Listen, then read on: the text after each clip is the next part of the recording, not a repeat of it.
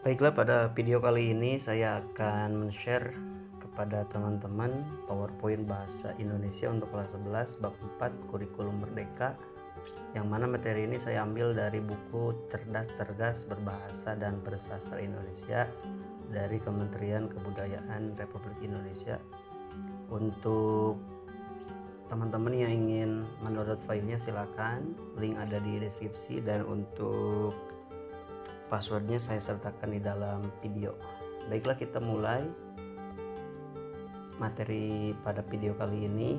Pada video kali ini saya menggunakan PowerPoint 2019 dan menggunakan transisi move. Jadi bagi teman-teman, jika ingin berjalan seperti di video, silahkan buka PowerPoint ini di PowerPoint 2019 ke atas. Bab 4 menulis puisi, yang mana terdiri dari 4 sub pembahasan, nomor A, B, C, dan D. Kita masuk ke yang A, menemukan tema dan pesan dalam cerpen yang menginspirasikan pengubahan puisi. Puisi adalah salah satu jenis karya sastra yang dikenal sejak dahulu kala. Dapat dikatakan bahwa puisi adalah salah satu ragam sastra yang paling tua. Berbeda dengan prosa yang ditulis dalam bentuk paragraf, puisi ditulis dalam bentuk baris dan bait dengan bahasa yang indah. Walaupun begitu, puisi tetap memuat pesan dari penyairnya. Menurut Kamus Besar Bahasa Indonesia atau KBBI, puisi merupakan ragam sastra yang bahasanya terikat oleh irama, mantra mungkin ya, rima, serta penyusunan larik dan bait. Selanjutnya kita masuk ke yang bagian B, mengenal unsur-unsur puisi. Puisi adalah ragam karya sastra dengan unsur puitika, diksi, dan asosiasi, majas, imaji, dan rima irama. Pantun dan syair terikat rima, jumlah baris dan bait. Pantun dan syair termasuk puisi lama. Puisi modern tidak terikat rima, bait, dan baris, sehingga disebut puisi bebas. Pemakaian kosakata lebih banyak menggunakan bahasa sehari-hari. Namun, puisi modern tetap menggunakan diksi yang indah dan majas untuk mengungkapkan perasaan maupun maksud penyair. Setiap karya sastra mempunyai struktur yang berbeda-beda, seperti halnya karya sastra puisi. Ciri fisiknya berbeda dengan cerpen atau bentuk prosa lainnya. Karya sastra puisi mempunyai struktur fisik dan batin. Tipografi puisi modern tergambarkan dalam bentuk susunan bait-bait sajak. Kosakata yang digunakan dalam puisi modern dapat ditemukan dalam penggunaan bahasa sehari-hari, namun diksinya tetap dapat mengungkapkan arti yang mendalam dari perasaan penyair atau penulis. Untuk unsur pembangun puisi secara fisik disebut struktur puisi. Menurut Waluyo dalam Raharjo, struktur puisi terdiri atas diksi, pengimajian, kata konkret, bahasa figuratif atau gaya bahasa, dan tipografi. Satu, diksi. Menurut KBBI, diksi adalah pilihan kata yang tepat dan selaras dalam penggunaannya untuk mengungkapkan gagasan sehingga diperoleh efek tertentu seperti yang diharapkan. Dua, kata konkret. Konkret berarti nyata atau berwujud, dapat dilihat, diraba, dan sebagainya. Pengimajian.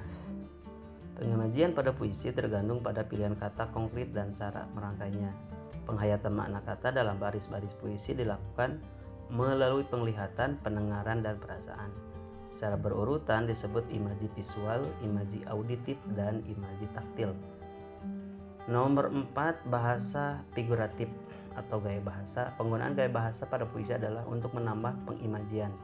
Selain itu, juga digunakan untuk menyampaikan banyak maksud dengan singkat. Penggunaan bahasa kiasan membuat puisi lebih indah, menciptakan efek lebih kaya dan efektif.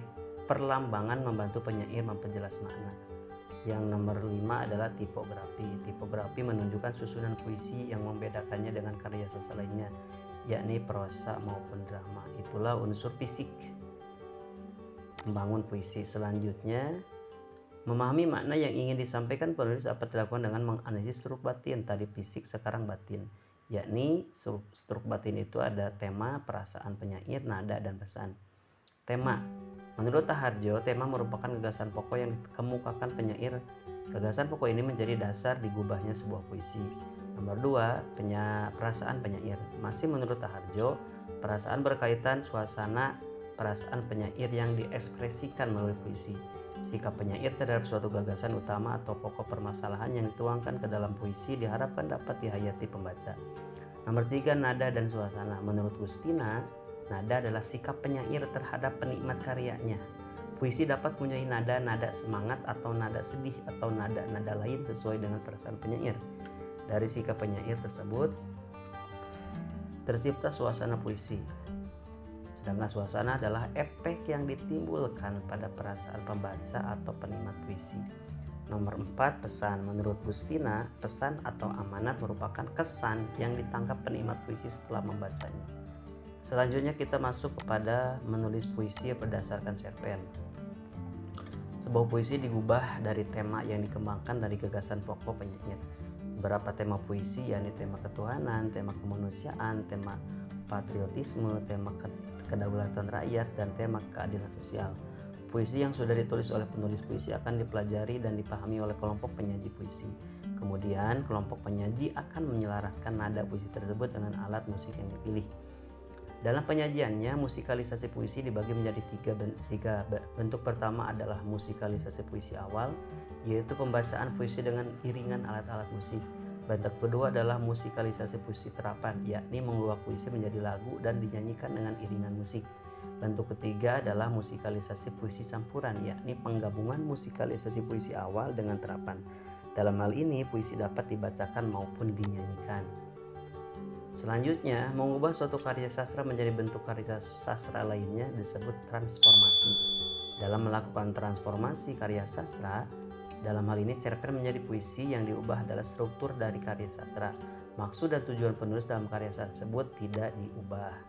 Selanjutnya kita masuk yang terakhir, mempersiapkan musikalisasi puisi. Ada beberapa langkah yang dipersiapkan apabila kita ingin melakukan musikalisasi puisi. Pertama, memilih cerpen yang akan ditransformasi menjadi puisi. Bacalah puisi yang telah ditulis, temukan tema dari puisi itu. Nomor 3, menentukan alat musik yang akan dipakai. Langkah keempat, menentukan irama dan lagu yang akan digunakan. Langkah kelima, mempersiapkan kostum dan efek suara. Langkah keenam, mementaskan musikalisasi puisi. Mudah-mudahan video ini bermanfaat.